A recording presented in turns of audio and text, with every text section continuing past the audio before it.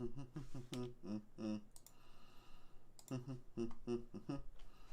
gonna wait till I got some people piling up in here before I see how things are going. Let me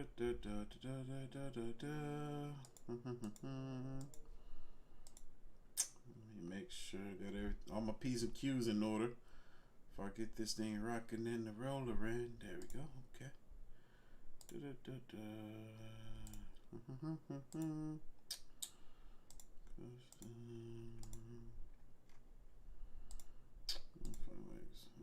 I think that makes more sense. Okay. And there we are. Yeah, I think we're good now. Yep, yeah. Yeah, we're live tonight. It's 9:30. What's today? Wednesday? Yeah, Wednesday. Sounds about right for a Mr. Ballin live stream reaction. I need to actually tweet out. Let me do that right now while we're here. Let me tweet out that we live.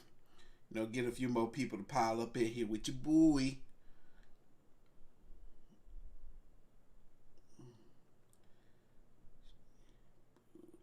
Ah, my ear. Felt like something just crawled in my ear for a second.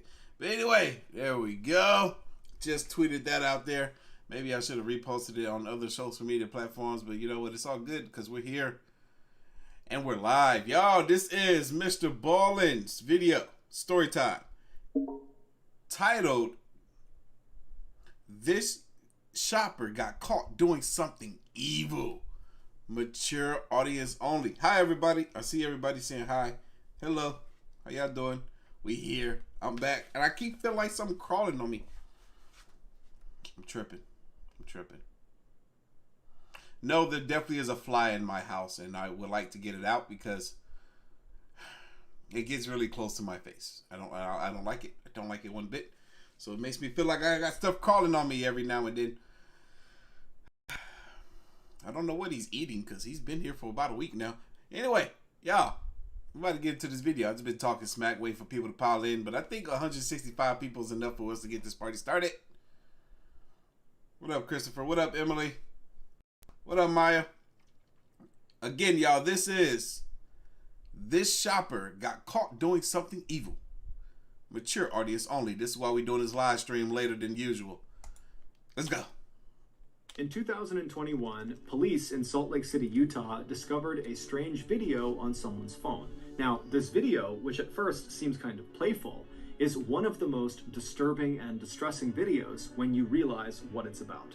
Fair warning, we're going to play a portion of that video in today's episode towards the end of the episode.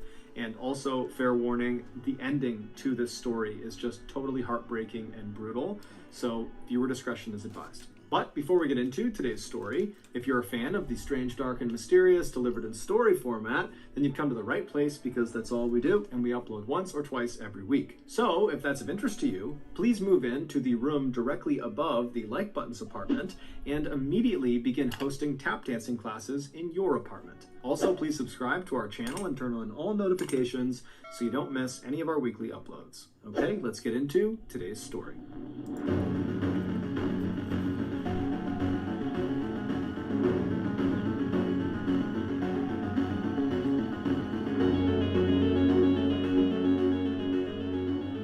Caught in 4K.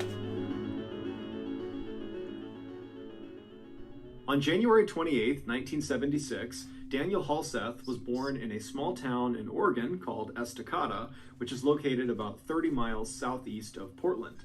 Daniel's family owned a farm, and so from a young age, Daniel became accustomed to getting up super early and helping out with daily chores. This childhood experience on the farm instilled in Daniel a strong work ethic, and it also taught Daniel to really appreciate family, because the family he had grown up in spent all their time together, and they all struggled and worked together every day to make ends meet.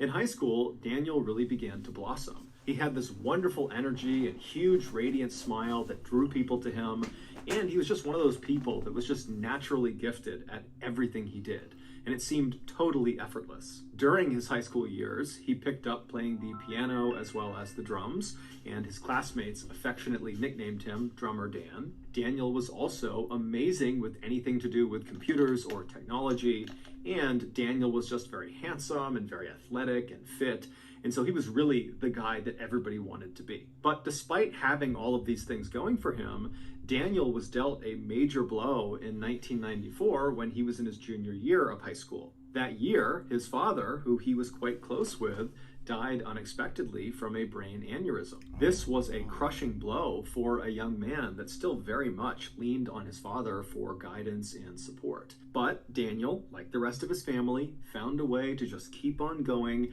despite this immense heartbreak. In 1995, so a year after his father's death, Daniel would graduate high school and he would head to Salem, Oregon, where he would go to school and earn his bachelor's degree in music, and then he would stick around in Salem at another university and he would earn his master's in business. And it was during those years that he was in Salem that Daniel would meet a young woman named Elizabeth Schwarak, who had grown up in Salem. She, like Daniel, was incredibly hardworking and was just naturally good at everything she tried. She was also a model, and so when she and Daniel began dating, they genuinely looked like this beautiful Hollywood couple. In 2001, which was shortly after Daniel had earned his master's degree, he and Elizabeth got married. 5 years later, the couple, who now were the proud parents of 3 young children, 2 girls and a boy, they moved to Las Vegas because Daniel had found work there. Daniel had founded this computer IT company because he was so skilled with computers, and it was really starting to thrive, and many of his clients were in or around Las Vegas. But just a few years after getting settled in Las Vegas, it would be Elizabeth's career ambitions that would take center stage in the family. Elizabeth had always wanted she is so pretty to get into politics, and in 2010, she decided she would run for a state Senate seat in Nevada. But in order to do that, she would need to campaign really aggressively, which would mean she'd be gone a lot of the time. And so Daniel, who was working full-time with this computer company, he would need to keep doing that because that paid the bills, but he would also have to become the primary parent for their 3 children. And so when she approached Daniel and said, I really want to do this, but it requires a lot out of you. Are you willing to do this? Daniel was completely supportive and actually really excited at the idea. He had no problems whatsoever. And so very soon, Elizabeth would be out on the road campaigning and trying to win the state Senate seat, and Daniel would be home goofing around with the kids and taking them hiking and going to playgrounds and parks. And then after he would put the kids to bed at night, he would stay up super late and run his computer business out of their dining room. And all this additional hard work and sacrifice that Daniel was making for his wife paid off when later that year, on November 2nd, Elizabeth, who had run this incredible campaign that was built on family values and wholesomeness and morality, she would win the state Senate seat, which shocked the state of Nevada. And even more impressive, she would become the youngest woman to ever be elected to Nevada legislature at just 27 years old. So it was clear to everyone in Nevada and... they got started young, though. Like, they got 3 kids by the age of 27? Wow. That's a big deal to me. Also outside of Nevada, that Elizabeth was destined for greatness. She was going to be the next big political superstar. And anyone who was close to the Halseth family knew Daniel was her #1 cheerleader. He was so proud of her. But soon, the Halseth's perfect life would come crumbling down. It was not long after Elizabeth had won her election that Daniel began to notice she was becoming suspiciously close with another man named Tiger Helgelian, who was a former golf pro and fellow rising political star. After noticing his wife constantly texting with Tiger, Daniel would actually reach out to Tiger directly and beg him to stop messaging his wife and to just leave his family alone. But the texting and the calling and the interactions between those two would not stop. And then finally, in October of 2011, so less than a year into Elizabeth's first term as a state senator, Daniel would find out that his wife and Tiger had been away together alone on this long extended work trip. And so Daniel realized that almost certainly his wife was having an affair. This done got messy real quick. I mean, maybe she's keeping it professional. But maybe Just maybe. She's cheating. And so when his wife came home from this trip and she was unpacking in their bedroom, Daniel walked into the room and he accused her of being unfaithful. And the argument that ensued got very heated, but it did not become physically violent. You got to be careful with accusing somebody of anything without any solid evidence or proof. He might have tried to seek some solid evidence or proof before trying to accuse this woman of doing something that can ultimately destroy their family.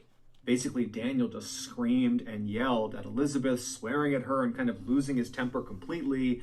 But at some point, Elizabeth just said, "Daniel, stop." And Daniel would actually stop. And in fact, both Elizabeth and Daniel, when they were called this night, would say as soon as she said stop, Daniel stopped yelling and he left the room. Over the next couple of days, Daniel and Elizabeth would go to therapy sessions at their church, indicating that they both were making a concerted effort to try to salvage their marriage. But on October 21st, 5 days after this big blow-up fight about the affair, Elizabeth would go to police and she would claim Daniel had touched her inappropriately during the fight they had over the affair. And so Daniel, much to his shock, was arrested and charged with something called open and gross lewdness, which is effectively unwanted touching of another person. This accusation is quite common, especially amongst people at bars who are drinking. There's lots of unwanted touching that can happen there. But interestingly, this particular charge is cited as being one of the more frequently falsely accused offenses because the police do not require any physical proof to actually arrest someone. Basically, people are, in theory, able to get other people arrested simply by claiming they inappropriately touched them, even if there is not a shred of proof. It's basically one person's word against the other. After being found guilty of open and gross lewdness, Daniel was sentenced to 6 months of probation, anger management, and he had to register as a sex offender. Shortly after he was found guilty... Wait. I'm confused. Who was the one that accused him of inappropriate touch? That wasn't his wife, was it? Did I miss something? Filed for divorce. Their divorce, which was heavily centered on who gets custody of their 3 kids, was very contentious, it was very bitter, and it was very public. You see what I'm talking about? I had a feeling that this would happen. Because Elizabeth was a state senator, she was in the public eye, and because her campaign that she had run on to get elected was built entirely on wholesomeness and family values and having good moral character, that when rumors started to fly that she had had this affair with Tiger Helgelien and that had blown up her family and her husband is being charged with open and gross lewdness, it was just so salacious that despite her denying that she ever had this affair and acting like she was in the right, she was still forced to resign from her state Senate seat. Oh, no. So what? Well, I mean, obviously what her whole campaign is based upon is family values. But if she didn't do that stuff, if she didn't have an affair, dang, then it's messed up that she lost this position. But did she do it? In February of 2012. The divorce would finalize later that year, and most likely because of Daniel's new sex offender status from the open and gross lewdness charge, he was denied custody of the 3 children, despite the fact that for the last several years, he had been the everyday primary parent. So Elizabeth, she gets custody of all 3 kids, and she promptly leaves Nevada to go to Alaska with her 3 kids to live with Tiger Helgelien, the man she denied having an affair with. And shortly after arriving in Alaska, she married Tiger Helgelien.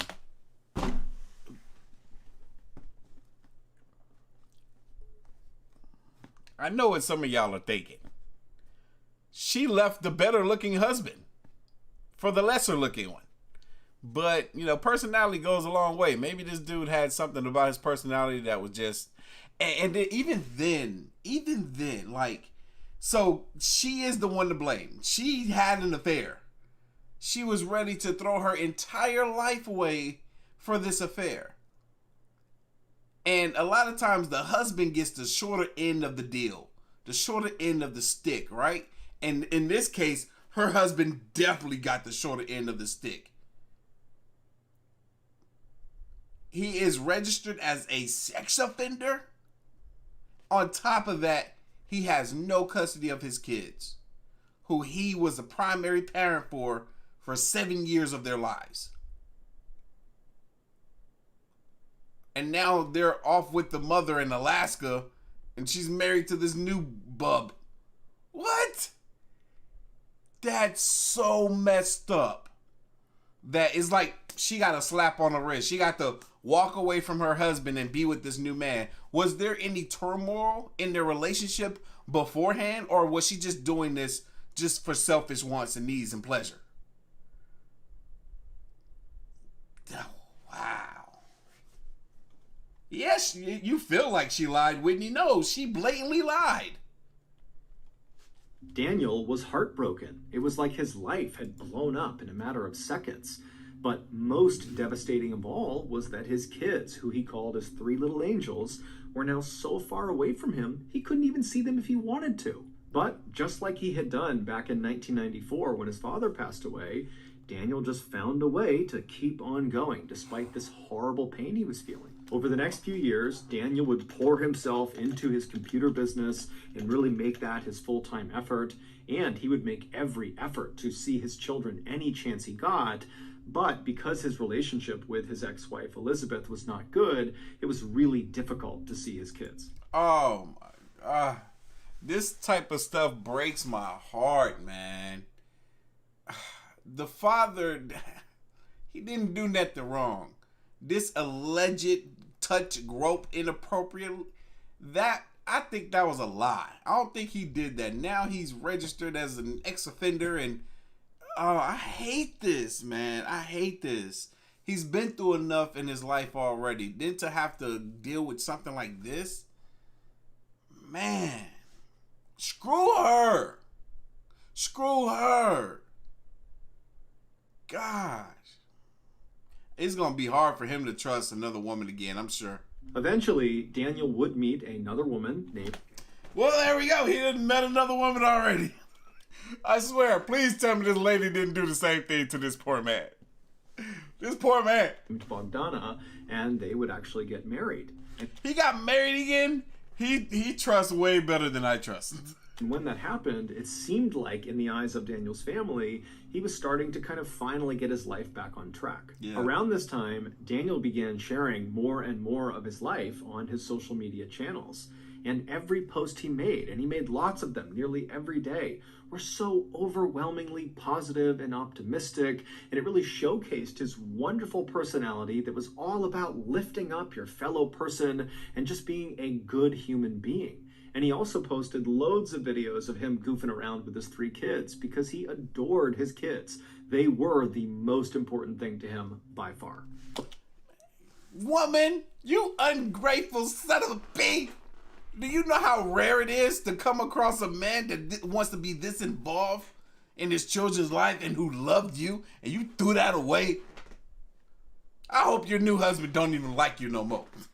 But despite having this very cheerful outward presence on social media, privately, Daniel was dealt yet another very difficult blow in 2019 when his marriage to Bogdana, his second wife, fell apart. And so once again, Daniel was all alone. His social media posts around the time of this second divorce remained positive and very optimistic for the most part, but anytime you saw an image of Daniel actually facing the camera, you could just see a distinct sadness in his eyes. But just as quickly as it seemed like once again Daniel's life was just going to crumble, something truly amazing happened for Daniel. Daniel's first ex-wife, Elizabeth, and their three kids decided to leave Alaska and come back to Nevada and resettle in Las Vegas. This was not because Elizabeth wanted to rekindle with Daniel. It was obviously, duh.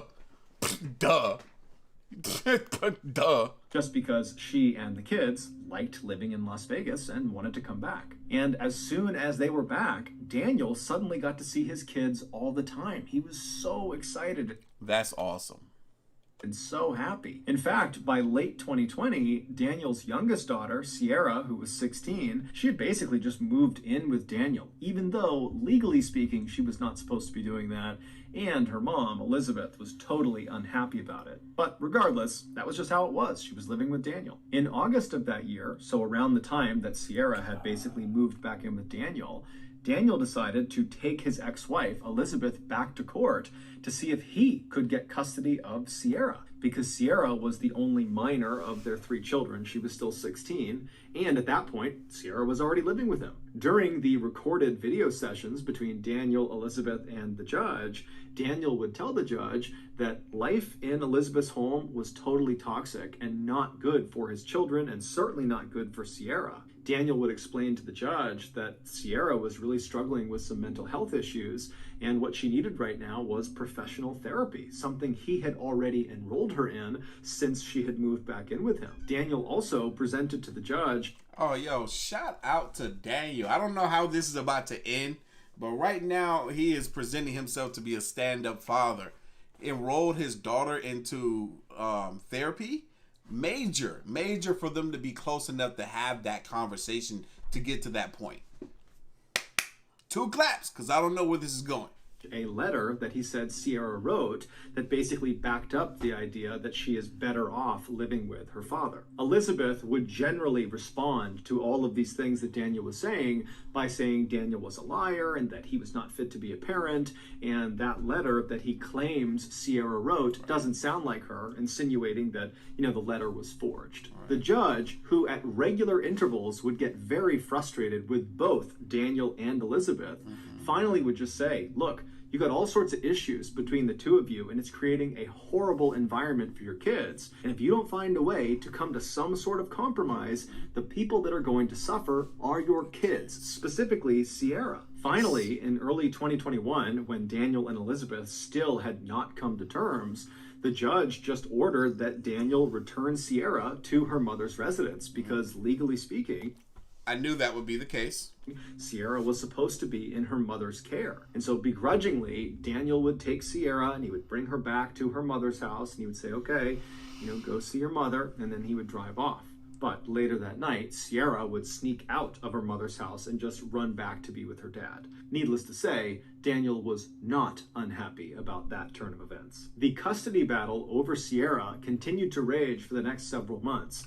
Which is so crazy because at this point, she's about to be 18 and free to do what she wants. With Sierra opting to still remain at her father's place, despite the court order, despite her mother pleading with her to come home. And then in April of 2021, something very odd happened. On the morning of April 8th, I'm sorry, I paused it, but I have a idea. But I want to say something very odd happened. On the morning of April 8th, several $100s was withdrawn from Daniel's bank account from a few different ATMs around Las Vegas. This particular bank account was shared between Daniel and his second ex-wife, Bogdana. They just hadn't gotten around to relinquishing control to one or the other. And so these particular withdrawals were kind of uncharacteristic for Daniel or for Bogdana, and so they were flagged as potentially fraudulent, and so the bank sent notifications to both Daniel and Bogdana saying as much. And so Bogdana, she gets the messages that there's been these potentially fraudulent charges. She knows it wasn't her, and so she calls Daniel, but Daniel doesn't pick up, and so she texts Daniel. But again, silence from Daniel. Thinking this was a little bit odd, Bogdana reached out to Daniel's mother, Christine, knowing that Daniel and his mom spoke nearly every day. And so she filled the mother in about what was going on. And after getting all the information from Bogdana, Christine would try calling and texting Daniel, but still got nothing. And so she reached out to her granddaughter, Sierra. And so she calls Sierra. Sierra doesn't pick up. She texts Sierra asking to speak to Daniel. And Sierra doesn't get back right away, but eventually she responds to Christine, and the response just said, his phone has been acting up, but he's okay. It should be fixed by tomorrow night. no worries. Now, Christine was relieved to read that her son and her granddaughter were just fine, but at the same time, there was just something odd about the fact that she could not get in touch with her son, and that Sierra was kind of acting a little bit cagey, not answering her phone, which was unlike her, and then sending a message that didn't quite sound like her. Exactly, because it could easily be, okay, well, let me speak to your father through your phone. Like, come on now. Something's not right. But either way, Christine just let it go and figured she would be in touch with her son over the next 24 hours. But the next day, by 10 a.m., when Christine and Bogdana had not heard or seen Daniel, Christine again reached out to her granddaughter, Sierra. She called her, but she didn't pick up. And so she texted Sierra, this time demanding that she put her father on the phone. Exactly. But Sierra did not put her father on the phone. Instead, after a few minutes, Christine just got another text message that said something to the effect of, my dad's in the shower, so he can't talk right now. Christine, at this point, it was like her radar was up, and she knew there was a real problem. She didn't know what it was, but there was a problem, and someone needed to go over to Daniel's house and make sure he and Sierra were okay. And so Christine contacted a woman named Peggy Newman, who was Daniel's landlord and a close friend of Daniel. And she asked Peggy, would you mind going and doing a welfare check at Daniel's house? And Peggy would say, of course, no problem, but I won't be able to get over there for at least several hours. So Christine said, no problem. But as soon as she hung up, Christine just was so anxious, waiting to find out what was going on with her son, that at 1:46 p.m., when still Peggy was out running errands and had not done the welfare check yet, Christine just called the police and asked them to do a welfare check. Yeah, like, I need a welfare check. On who are we doing a welfare check? For my son. He's been missing for 2 days. His work's called, his family's called, I've called, his ex-wife's called, and there's nobody answering the phone, and there's nothing. Nobody can get a hold of him, and then his work called, and they can't get a hold of him, and it's really, he just doesn't act like this.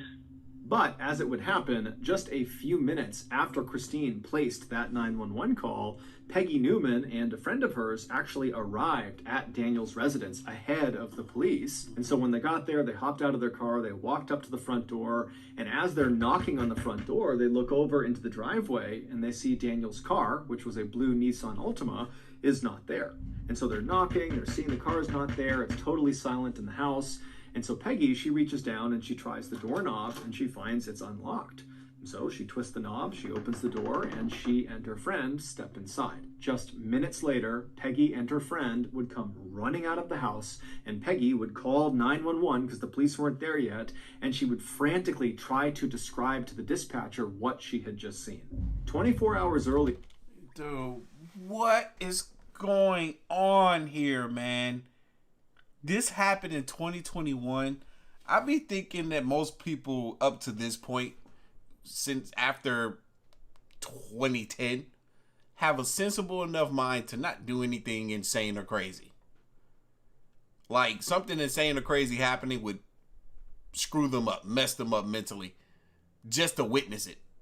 So nobody on this planet, in my mind, has the capacity of doing something crazy. But I'm very wrong, because it happens every day. Hell, Fogo de Chao restaurant that I visited recently just got shot up today. Somebody died. And the security guard is like in critical condition. It's crazy the stuff that happens around this world every single day. But to hear this story, how this family started from the beginning, this young couple had their kids, they got this far. The girl tried to get into Senate, state Senate, youngest one in history at 27 years old. She freaking has an affair, goes to Alaska, come back. All this stuff that's unfolding, this family has a crazy story. And it's not done. Here, a man and a woman were spotted on surveillance camera withdrawing cash from several Las Vegas ATMs using Daniel's debit card. Those were the withdrawals that had been flagged as fraudulent and tipped Bogdana off that something could be wrong here. After those withdrawals, the man and the woman were spotted again on camera going into a Las Vegas supermarket called Winco, and inside they would purchase a few items using Daniel's debit card, and then they would leave and they would head to a Las Vegas Home Depot where once again they'd be caught on camera purchasing a few items using Daniel's debit card. After these purchases, the man and the woman would make their way to Daniel's residence where they would spend the night. The following morning, Daniel's blue Nissan Altima car was spotted leaving Las Vegas at around 10:20 in the morning. That was about 3.5 hours before Peggy Newman and her friend went into Daniel's residence and then quickly turned around and ran out and called 911. When police finally did arrive at Daniel's residence on April 9th, and they pulled up and they saw Peggy Newman and her friend totally ashen-faced and pacing on the sidewalk, the police would get out, they would talk to those two, they would go inside of Daniel's residence, and they would see the horrible thing that Peggy and her friend had also seen. But the police could not make sense of what they were seeing. It really just did not add up. Then, 4 days later, on April 13th, police in Salt Lake City, Utah, just happened to find the man and the woman that were seen on camera on April 8th using Daniel's debit card and going to the Winco and the Home Depot. The police, they just happened to find these people on a bus in Salt Lake City. And after going through the man and the woman's belongings, including their phones, the police would discover a video that these two had taken of themselves in the last couple of days that explained what was inside of Daniel's house. Oh my God. Oh my God. Oh my God. Oh my God. Y'all, I am shedding tears right now. I am shedding tears right now. Oh my God. Oh my God.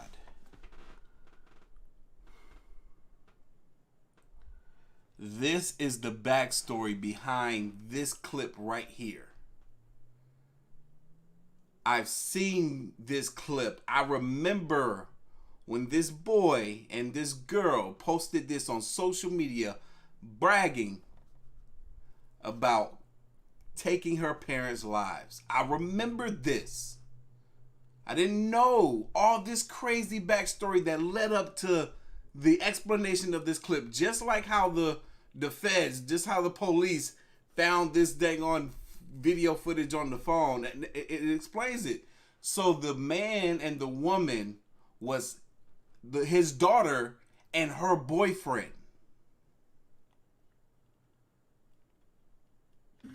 Welcome back to our YouTube channel. After murdering, day 3 after murdering somebody. Wow! Don't put that on camera. But yet y'all dummies uploaded it to YouTube. Or the pigs did, one, because they got hold of the phone. Dumb. This is crazy. I never thought in my life I would know the details to this depth of this story behind this clip. It was worth it. The young man and the young woman you just saw joking on camera about murdering someone were 18-year-old Aaron Guerrero and his girlfriend, 16-year-old Sierra Halseth, Daniel's youngest daughter. Allegedly, on the morning of April 8th, after Aaron and Sierra had pulled all that money out of all those different ATMs, they had gone to the Winco and purchased disposable gloves and bleach and drop cloths, and they had gone to the Home Depot and purchased a circular saw and saw blades and lighter fluid. During a pandemic, this fool decided she wanted to take her father's life. I thought she loved him. This makes no sense. She fought so hard to want to be in full custody of her father to do something like this. Put both of these children underneath the jail. Put them under the jail. And then they headed for Daniel's house. It's not been made public what actually occurred inside of Daniel's residence, But we can make a few assumptions. Daniel adored his children. There was no act there. He truly loved his children. And so it would never cross. Nah. Nah, nah, nah, nah, nah, nah, nah, nah, nah. It just hit me. I'm fighting tears so hard right now. In listening to this story, this man Daniel has had a place in my heart. This man has been through so much unfairness he has dealt with. To have the ultimate betrayal of his own child be his demise. It's not right. It's not fair. He's been through enough.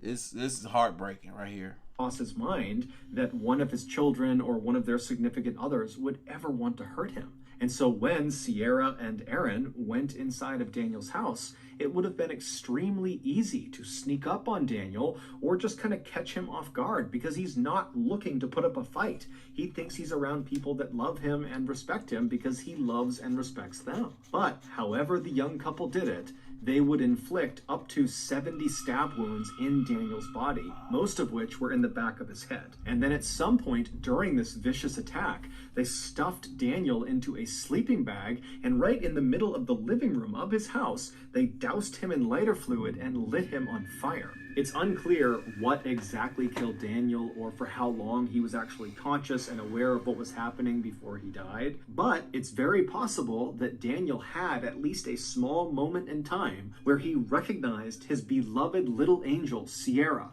was actively trying to kill him. After Daniel was either dead or incapacitated, the young couple tossed their pocket knives into the sink, and then they retrieved their circular saw as well as a chainsaw and began attempting to dismember Daniel's body. But they were unable to do it, and so they just kind of set the saws down in the middle of Daniel's home with bits of Daniel stuck on the grooves of the saw. At that point, Aaron and Sierra attempted to destroy evidence inside of the house by scrubbing everything down with bleach, but it was totally ineffective. And so at that point, the couple decided they would just burn the entire house down, and that would destroy all the evidence. And so around the time that Christine texted Sierra and demanded to speak to Daniel, and Sierra wrote back, "Oh, he's in the shower, he can't talk to you right now," that was probably around the time that Sierra and Aaron were actively trying to burn the house down. But the fire they set was just not very big, and it kind of smoldered out.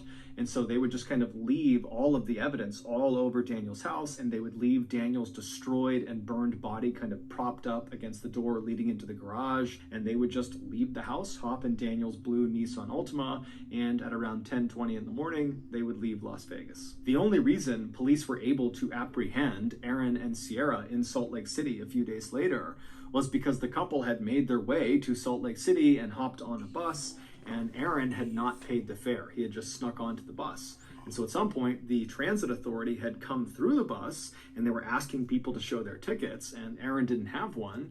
And so when they discovered this, they asked for his name, and when they entered his name into their system, it popped up that the Las Vegas PD were actively searching for him. While only Sierra knows why she turned on the one man who would forever love her and would forever support her, what we do know is around the time that Daniel and Elizabeth had gone back to court and they were having those virtual meetings with the judge to decide who was going to have custody over Sierra, Sierra had begun dating Aaron, and she had fallen totally in love with him, and it seemed very much like Aaron had totally fallen in love with her. And somehow Daniel caught wind of the fact that Aaron and Sierra were planning to run away secretly and go move to Los Angeles. And so when Daniel heard this, he told his ex-wife Elizabeth, and then they would go and talk to. That's so crazy. That young, kiddish puppy love. They don't know. Their hormones are all over the place. They do not possibly understand love and what it's doing to them. And it has blinded them. They're over here like, oh my God, we're going to run away. Oh my God, my parents wants to stop us. We're going to go get married. Oh my God. Like, what? Shut up. Y'all stupid and young. But yet, you want to take the life of someone that you love so dearly because they said, oh no, you're not running away. How silly do you sound? her under the jail and put the boyfriend underneath her. Aaron's parents, and they would tell them about this plan to run away. And both sets of parents talked and decided it was in both child's best interest if they stopped seeing each other. And so, starting in early 2021, the parents forbade their child from seeing each other, and that was it. But even though all the parents were involved in this decision, because Sierra was at the time living with Daniel, it seemed like she focused her rage about this decision on Daniel, because he was the one kind of enforcing the rule. And so it's believed in April of that year, Sierra decided she would just have to kill her father in order to get her boyfriend back.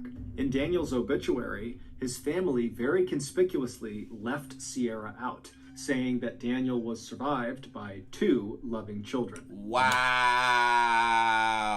Wow. In the obituary, it says that Daniel was survived by 2 loving children.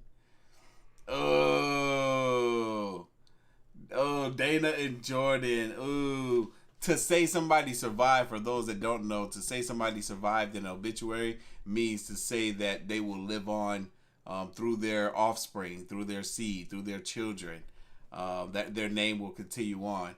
But dang, they left her out, rightfully so. He was not survived by her. He was killed by her. Not 3. His family has also come out and publicly stated that they hope Sierra and her boyfriend are given the harshest penalty allowable by law. Despite the Yes, oh my God. The mother should wish that. The 2 siblings should wish that. Yeah, my sister deserves the harshest penalty you could possibly give her for taking my dad from me. What? Existence of this confession video that for a little boyfriend she ain't even gonna keep. It was just a one-time thing for a few months. God, man. That is, wow, the worst thing you could do. The worst thing that you could freaking do. Want to take your daggone father's life for a little boyfriend. What? Shit. An eye for an eye, right? Shit. Also come out and publicly stated that they hope Sierra and her boyfriend are given the harshest penalty allowable by law. Despite the existence of this confession video that Aaron and Sierra took of themselves talking about murdering Daniel, they have pled not guilty and are currently awaiting trial. Not guilty? Look, they need to be pleading insanity because they is all the way guilty. All the way. They admitted to it. How you gonna say you not guilty and you gonna make a little YouTube video? Hey, episode 3, we just killed somebody. What? You admitted it right there and you laughed. Right now, I got 2 pieces of scum on my screen. Scum of the earth. Are you kidding me? Next time I hear about a trial, I better be hearing that they putting them underneath the prison. That's what I better hear. Goodness gracious. So that's going to do it. If you got something out of this episode and you haven't done this already, man, look, y'all, I'm gone. Wow. Y'all, hit the like button. I'll catch y'all later. Wow. Psh, not guilty. You ought to be ashamed of yourself talking about you ain't dang on guilty. You the most guiltiest person I've never seen in my entire life. Your whole everything, you just guilty. You nasty.